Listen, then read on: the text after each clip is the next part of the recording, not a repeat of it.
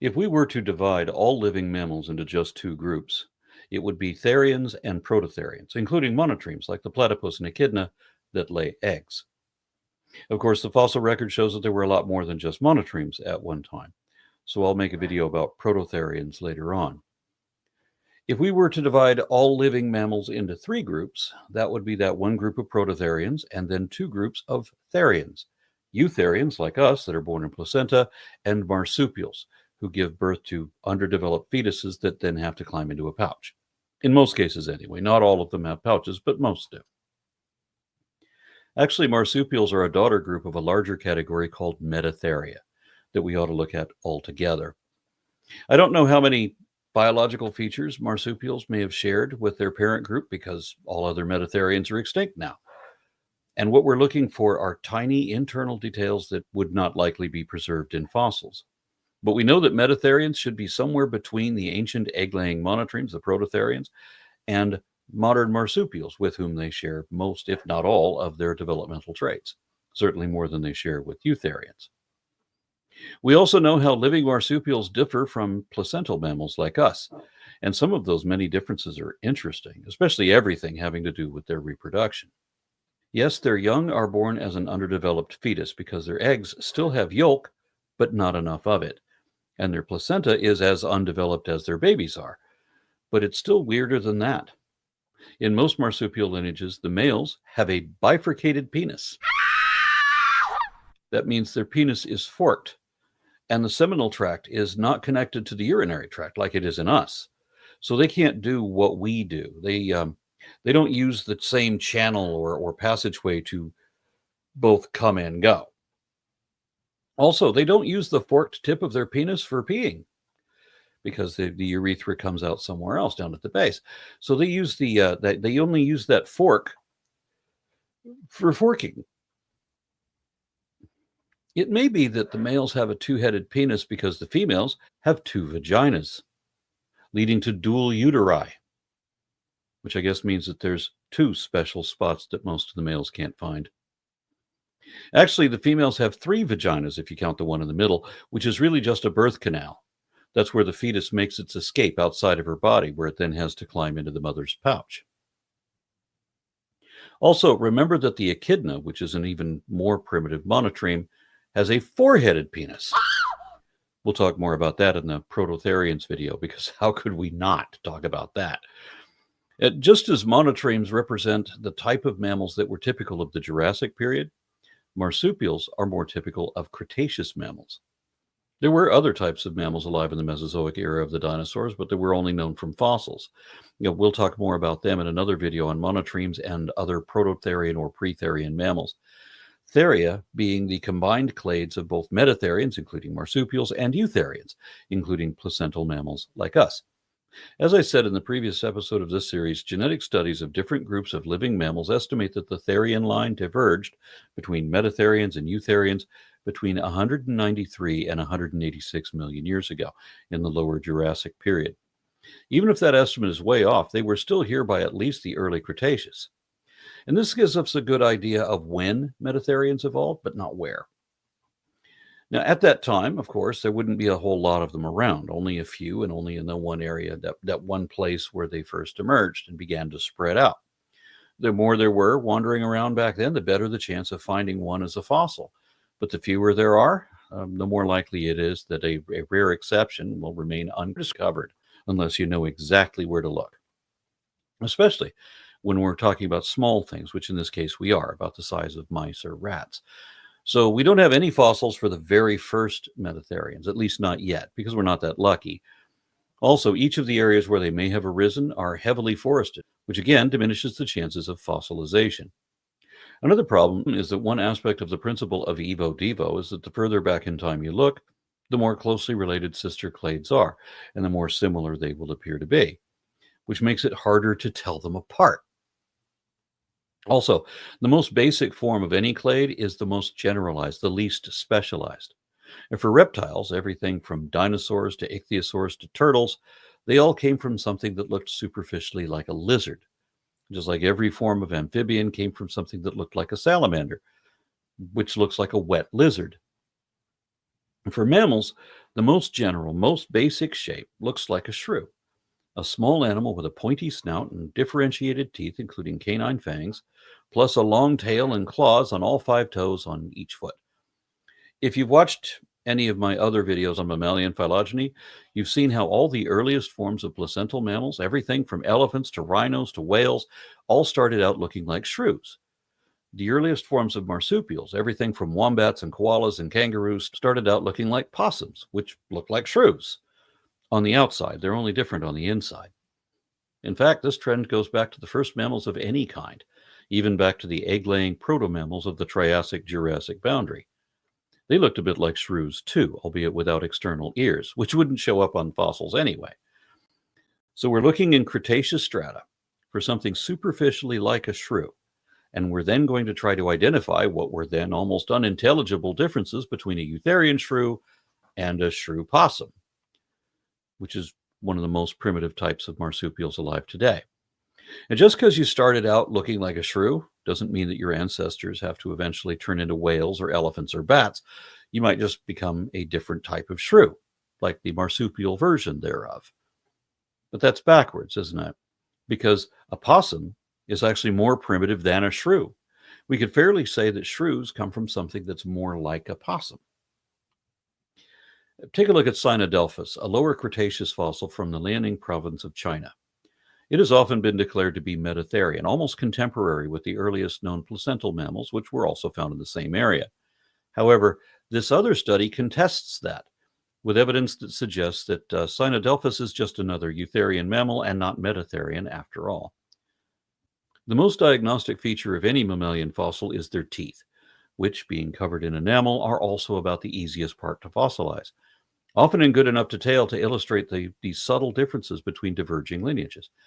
That means that the oldest known uncontested Metatherian is a collection of 110 million-year-old fossil teeth in mid-Cretaceous North America. These teeth were originally thought to belong to a marsupial, but then it was determined that they probably lie just outside of Marsupial and basal to it, because these teeth have traits that are consistent with marsupials, but there were also structures that distinguish these teeth from those of eutherians, which makes them unambiguously Metatherian. And these uniquely distinctive teeth being the only evidence of Homo clementia texana, we can't be completely sure of what this species looked like. But I'd bet it looked like a lot like a shrew or a possum or a shrew possum. Not surprisingly, the next oldest fossil form is Adenodon pattersoni, which is described as a Cretaceous possum. And Eodelphus was named dawn possum. And neither of these were really possums, but close enough. Even modern possums still look primitive. Today, there are more than 270 living species of marsupials distributed throughout the Americas and Australasia. Their possums, the Australian possums, are different from our opossums. Their names are spelled different, but they're pronounced the same, which is confusing. So from here on, I'm going to pronounce them differently. American opossums are all in the family Didelphidae, and that family currently has 18 genera representing 126 different species of American opossum. And those are just the ones still alive today. Who knows how many there used to be before. The fossil we're talking about now was different from any of the ones we have today. It wasn't a true opossum. It was more of a stem type, but you'd probably still call it an opossum if you saw one. Of course, you might have referred to a lot of these other ancient mammals that way too. Now, you might think that marsupials come from Australia, so they must have originated in Australia, but it seems that they were originally American. It turns out that the oldest Metatherian fossils, the Homo clementia, Adenodon, and Popotherium, were all Cretaceous Metatherians found specifically in Texas. A couple more were found in Oklahoma, plus another in Wyoming, at least 3 more in Montana, and 3 more in Canada, all different species. There were also a handful of other species found in Asia, in places like Mongolia and Uzbekistan, and a couple more were found in Europe, halfway between the two extremes. And all these continents were connected at one time. Strangely, by the late Cretaceous, it seems that marsupials or Metatherians hadn't yet made it to Australia, but there were Metatherian fossils all across Asia, Eurasia, which at the time was variously connected to North America, too, as the supercontinent of Laurasia. Admittedly, this fossil evidence is from more than 50 million years after they should have first appeared in the Jurassic period, according to genetic studies based on the molecular clock. And we call that a ghost lineage because we have indications in the genome that matching fossils should be out there somewhere within this range of time, but we haven't found them yet, not that are that old anyway. So, did Metatherians evolve in North America and spread from here on to the other side of the world? Or did they come to America from there? Well, another thing to look at is the fact that globally, Metatherian diversity was at its lowest during the Cretaceous, except in North America, where they were actually more diverse than the Eutherians among them at that time. The logic is that if they diversified more here, that implies that they were here longer than they had been anywhere else. But once we get out of the Cretaceous period, out of the Mesozoic era of the dinosaurs, and into the Cenozoic era of mammals, then these early Metatherians moved on to South America, where they diversified a lot more. And this is when we finally see real opossums, the first true marsupials. The Metatherians, the parent category, apparently evolved in North America, but then after that, the marsupial subset emerged from a branch that moved into South America, with the oldest marsupial family being Didelphidae. And remember that today, in modern times, there are 125 species of opossums in South America and only one in North America, Didelphis virginiana. And it apparently moved here from South America. We'll get back to marsupials in a moment. First, let's look at the other American Metatherians, Spiroceodonta. This name denotes how these were a lineage of violent predators.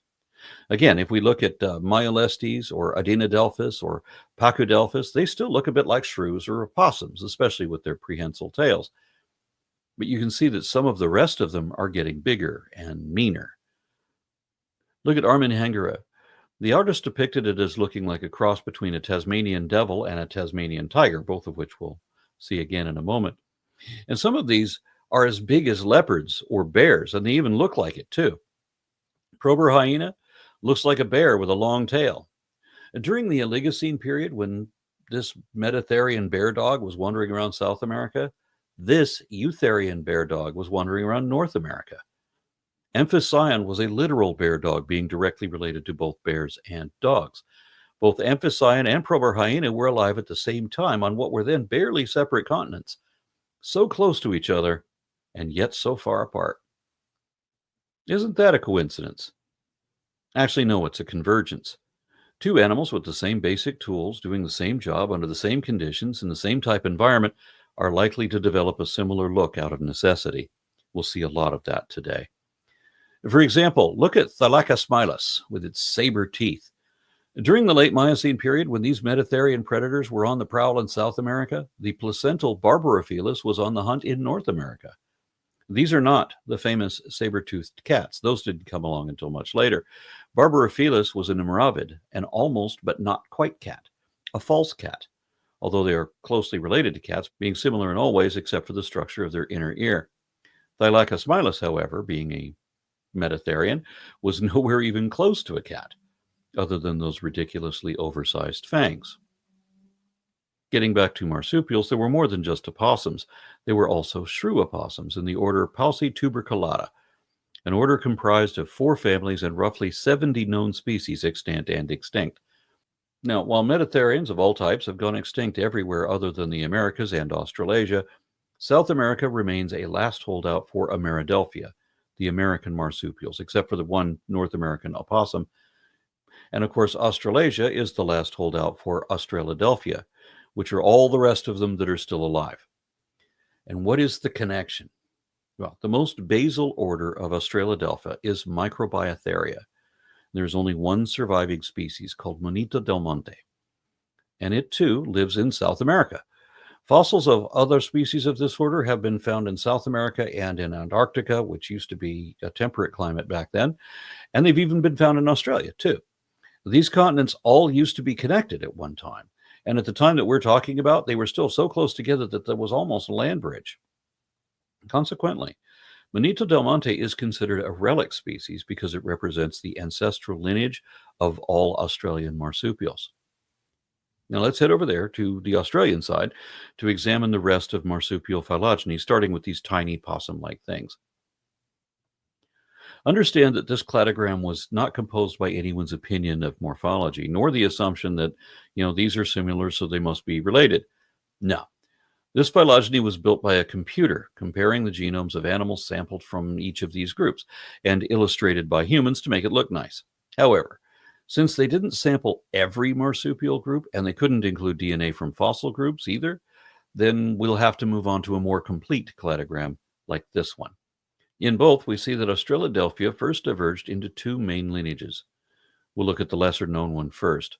On the one side, Polyprotodontia, based on the structure of their teeth, we have Notorectomorphia, which has only one family, Notorectidae. And in that family, there is only one living genera of marsupial moles, though there is fossil evidence of another genus from the early Miocene, roughly 20 million years ago. Within that one surviving family, there are just two living species. Now, how long must it have taken for this one genus to spread over this whole area?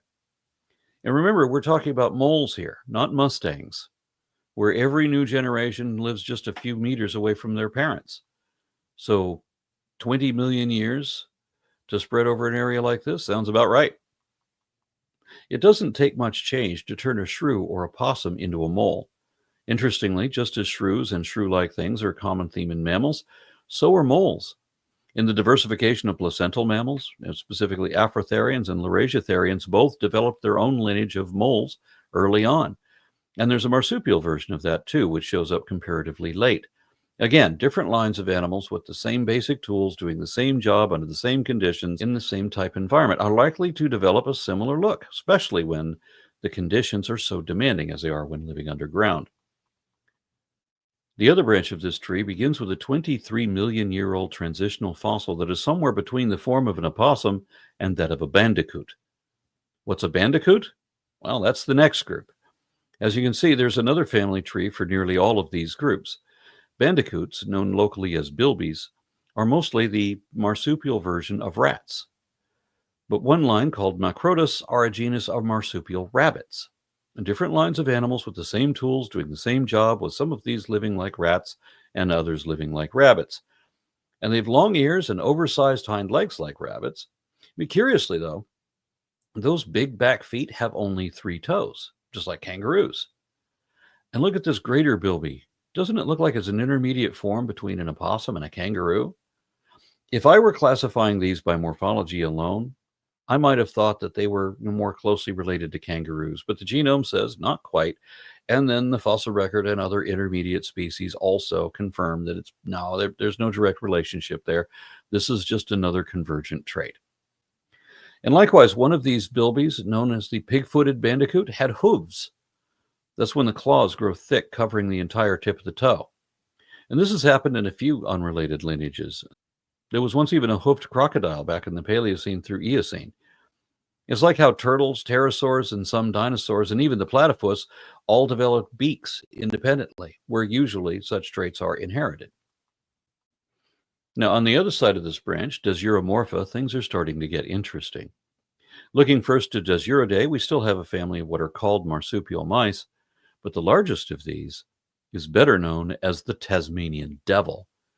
And when these were first examined by taxonomists back at the dawn of the 19th century, they were described as possums that were like little savage bears, except that unlike bears, devils have hands with thumbs that can hold things. Interestingly, in the last few decades, Tasmanian devils have been plagued by a unique form of communicable cancer that causes tumors on their faces. Ew. And that means that they could catch cancer, specifically devil facial tumor disease, from contact with other devils. How creepy is that? And because this is Australia, the rest of this taxonomic tribe that includes devils also includes quolls, kawari, mulgara, kaluda, dibblers, wembangers, dunnarts, numbats or noombats, and the extinct thylacine, also known as the Tasmanian tiger, or if you prefer, the Tasmanian wolf, because it looks so much like a dog. It walks on its toes like a dog, and even the skull, it looks remarkably like that of a dog. That is, until it opens that gaping crocodile maw. This video is old film footage of one of the very last thylacines alive. There were an estimated 5,000 of these on the island of Tasmania when European settlers moved in. And in a little over a century of excessive hunting, They were wiped out by the 1930s, although there are still unverifiable claims of persistent sightings.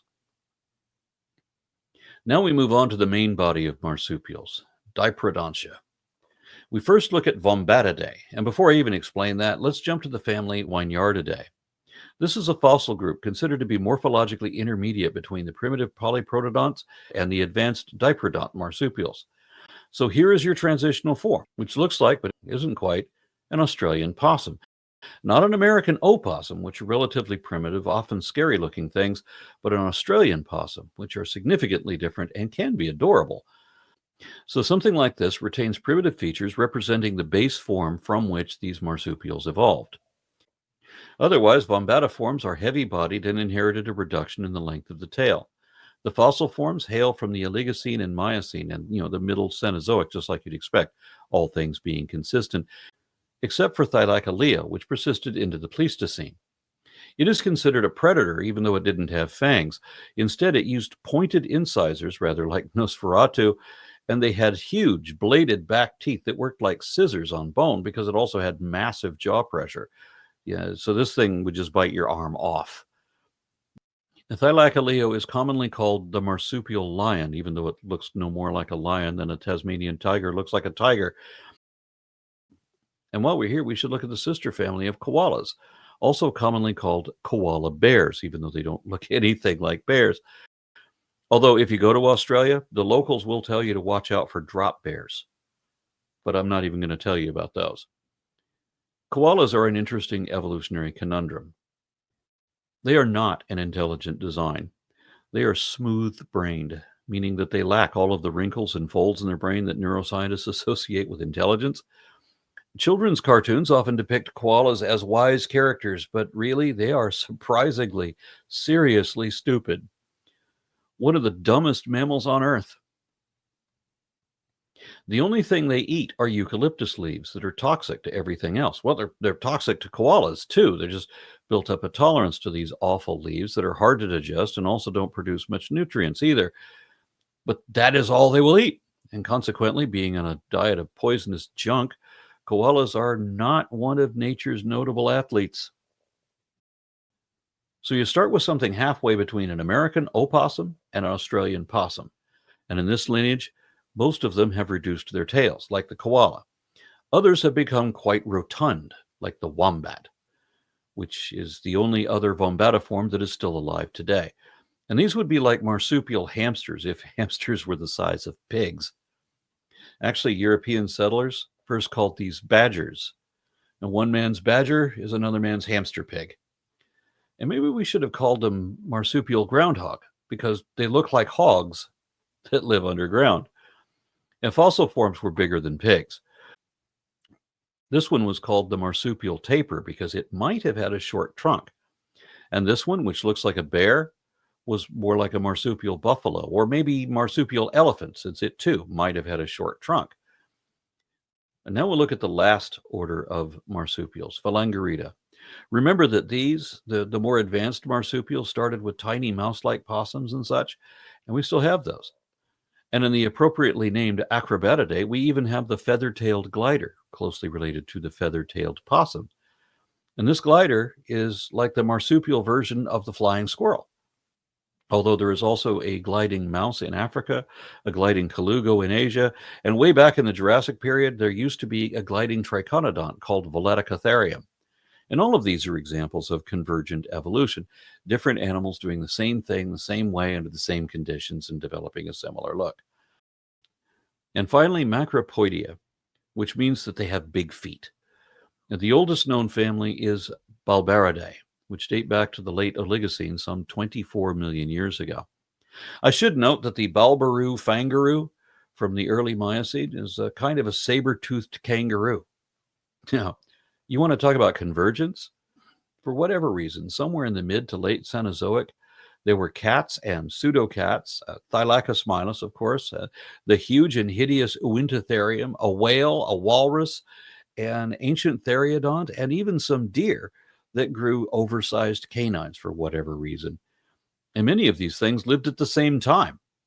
So I guess having saber teeth back then was like wearing a peace sign and bell bottoms in the 1960s.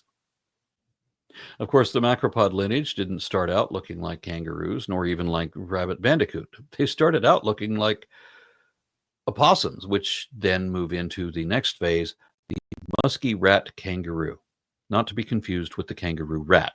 The rat kangaroo retains the primitive general features we would expect of a transitional form. It has oversized hind legs, but they're not so big that it can't walk on all fours anymore. And it still has all 5 toes on both the front and back feet. Whereas on all other macropods, 2 of the toes were lost, leaving 3, but only on the hind feet. Their hands still have 5 fingers, just like we do. The next intermediate stage in this sequence is the potoroo, another rat kangaroo considered the smallest of all kangaroos. And like regular kangaroos, it gets around by hopping. And because their 3-toed feet are so disproportionately huge, they make quadrupedal movement awkward. So macropods are typically compulsive bipeds. Not that that's a problem, because some kangaroos can hop quite fast and high and travel at speed pretty well. So there you have it. From here, it's just a matter of continuing diversification, descent with inherent modification, evolution, from one original species to more than 60 that are still alive today, from the tiny rat kangaroo to the giant red kangaroo to the even more massive, albeit extinct, Procopteron goliah, because there are many more species in the fossil record too, spanning over 10 million years. And if we look just at what we still have today, then apart from potoroos and kangaroos, there are also wallabies and wallaroos, as well as pademelons and the adorable quokka, popularly considered to be the world's happiest mammal.